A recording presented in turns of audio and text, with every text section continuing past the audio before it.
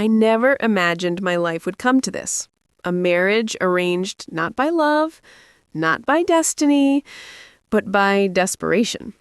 My mother's medical bills had become mountains, our home was collapsing piece by piece, and I was drowning in responsibilities far greater than my age. So when my aunt introduced me to him, a rich elderly man who promised financial security, I agreed. Not because I wanted to, but because I had no choice. Everyone whispered behind my back, "She's marrying him for money. Poor girl, she will be miserable. At least her family will survive."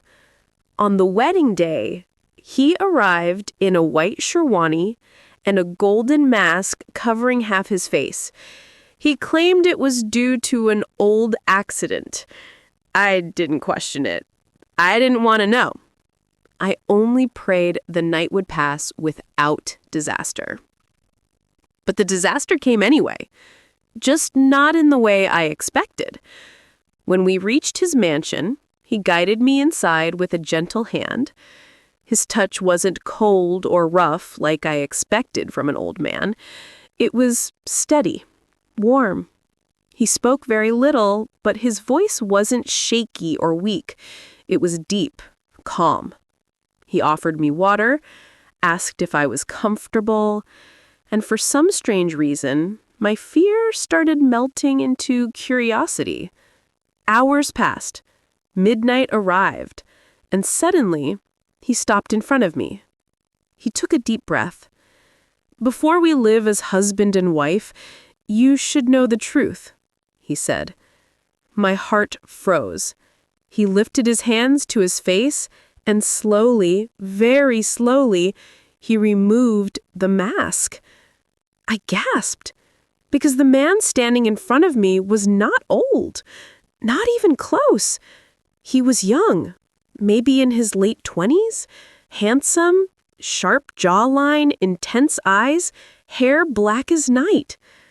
What is this?" I whispered, backing away. He looked at me with eyes full of pain and years of secrets.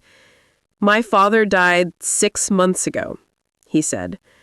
"He left everything to me, but only on one condition, that I marry someone outside the world of money and power, someone who accepts me without knowing who I really am." He paused, his voice trembling.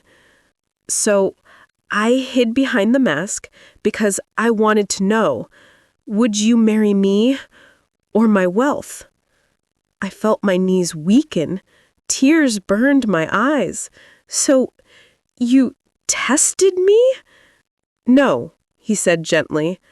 "I wanted someone who knows suffering, someone with a heart, and your struggle, your sacrifices for your mother, told me you were that person." My breath shook. My world spun, because everything I thought I knew had suddenly changed. He stepped closer, but carefully, as if afraid to scare me. "I don't need you to love me," he said softly. "Not now, not tomorrow.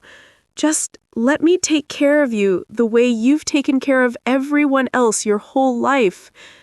My tears finally fell. For the first time in years, I felt safe, seen, chosen, not for what I could give, but for who I was. I whispered, "And you, will you ever take off all your masks?" He smiled, a real, warm, breathtaking smile.